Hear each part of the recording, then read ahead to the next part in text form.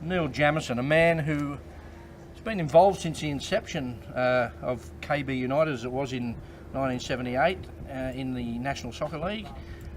He spent what I reckon is basically 40 years of unpaid labour being involved in the game. Is that fair to say, Jammer? What are your memories of those early days? Geez, well, you certainly date me, Loey. Well, memories of the early days was just to try and get it set up as a fan and then go and sit in the grandstand and sit back for the next 40 odd years and really enjoy it. But as history relates, it had a tendency to trip over itself, and when it did, because I'd been involved with the original formation, I sort of felt duty bound from time to time to jump back into the breach and sort of help pick it up again. But to this day and age, I still relish the prospect of actually sitting back and being a fan and nothing more. Well, that's interesting. All that effort, basically unpaid. There's a lot of mercenaries in this room that probably wouldn't understand it, the interviewer being one. The 40 years you talk about, can you fondly remember the best moments for us? Well, getting the club launched was fantastic. Enormous debt of gratitude to Ray Bartz, because when we floated the idea of Newcastle being in the league, you could tell that the governors of the game had a total blind spot to Newcastle's role and history in Australian football, and they had no regard for us whatsoever, even though two of the starting 11 who got us to the 74 World Cup were actually Newcastle boys in a side that didn't have a real lot of Australian produced players. So we had to get their attention. The league was going to kick off in 77. We missed the boat, so we kicked off in 78. When it became reality, when we saw that side come together under the coaching of Alan Vest and play its first game before a packed international sports centre crowd, I guess that was just one of those incredible moments when you thought, yeah, we've done it, we're here, we're back on the map. Good memory, Jammer. What about, to jump straight from the good to the worst? The worst memories when probably partly precipitated by the steel industry crisis of 1981. There wasn't a lot of disposable income left in Newcastle, and for every job lost at BHP, they said that 1.5 jobs went out there in the community. That and some other issues had a massive impact on the viability of the club, and basically they tossed us out of the league in subsequent seasons.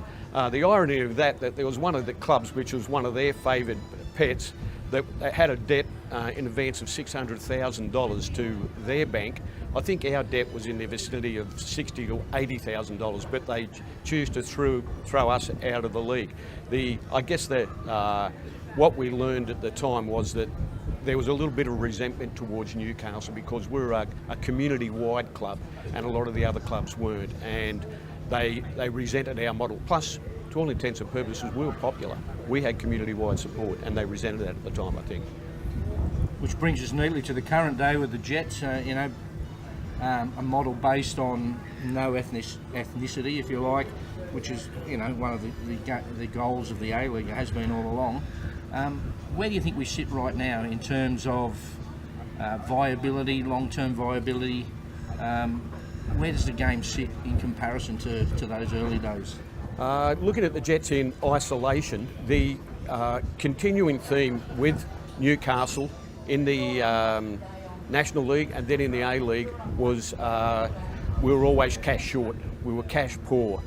To have the club cash rich or supported by a guy who's given the project real cash flow is such a novelty to us, and it's already indicated the amount of confidence that flows through the entire project, not just here in Newcastle, but all in the networking that is football. When the word gets out there that you've actually got cash to afford players to play in the transfer market, everything changes. It changes everything. So first and foremost, that accounts for where we're at the moment and the current confidence around the club.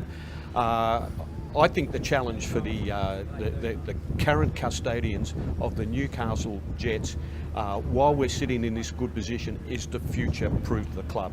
The history of Newcastle in all things, particularly coal and steel and football, has been boom and bust, bust and boom. We've got to take the hollows out of that process and work behind the scenes right now to future-proof future-proof the club. Martin Lees made a tremendous gesture and of generosity towards Newcastle, but there's no guarantees he will stay forever. So, to me, having looked at the history over these 40 years, the challenge right now is to future-proof the club for the day when Martin says, guys, I no longer want it, it's been great, but I no longer want to carry the can, back to you. Because if we don't do that now, as soon as the current generosity reaches its termination, we're back to where we were.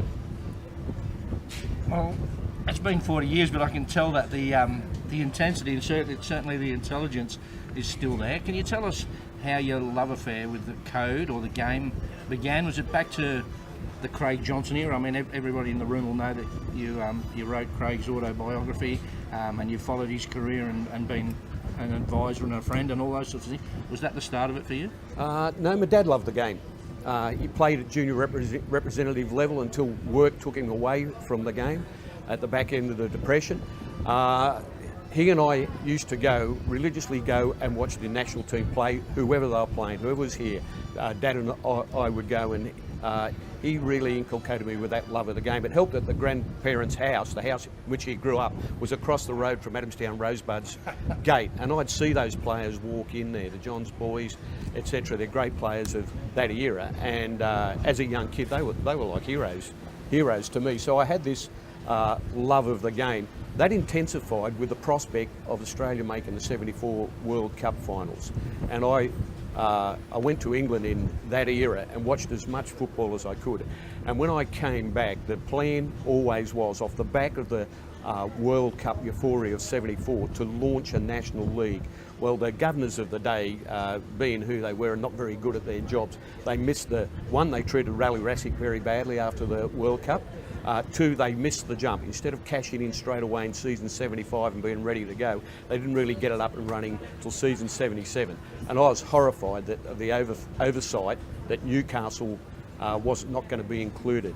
I pulled a little bit of a Swiftie at the time. I was a football writer at the Newcastle Herald, so I sort of did a beat up about this scandal that Newcastle wasn't going to be involved, and I went to the great man Ray Bartz, who had been part of that World Cup qualifying success, and asked Ray a couple of Dorothy Dixes about how terrible this was, and he answered in kind.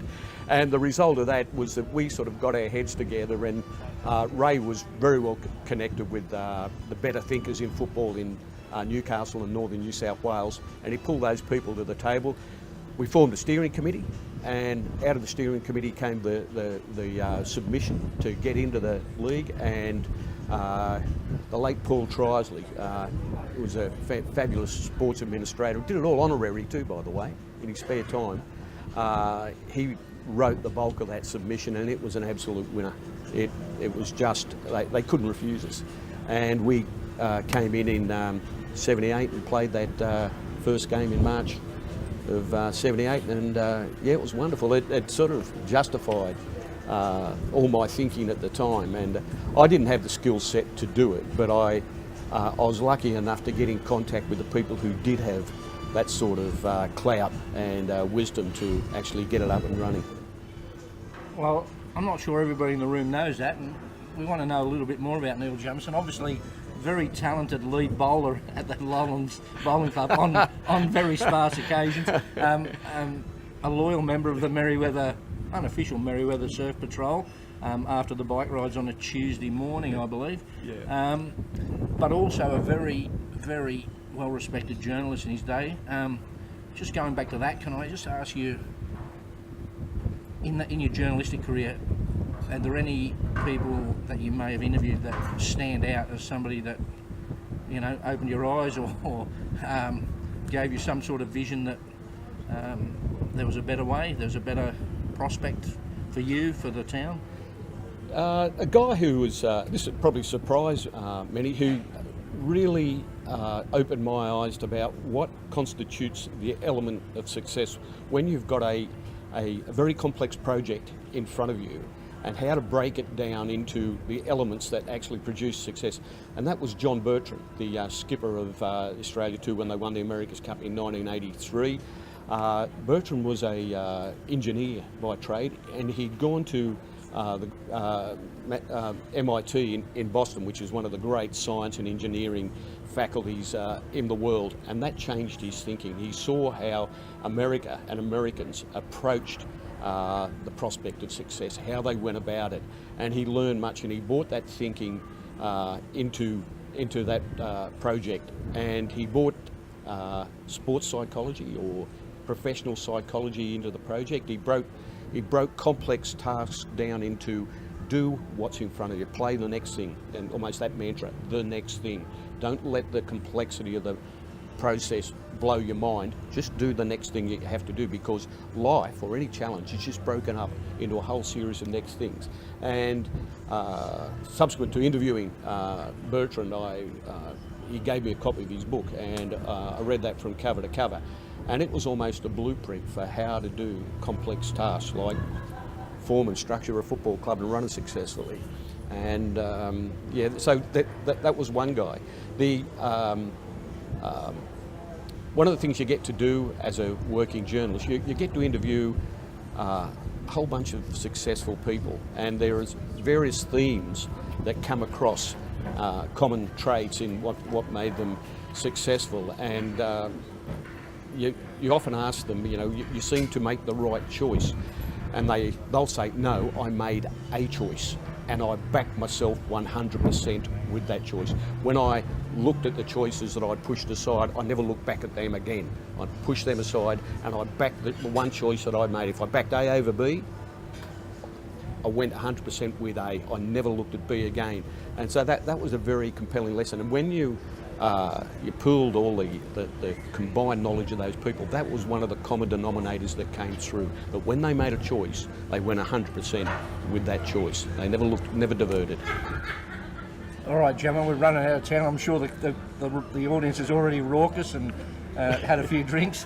Have you got, and I don't want to sound like we're about to call the funeral directors or anything, have you got any great ambition left in your life in terms of a sporting escapade or a big project?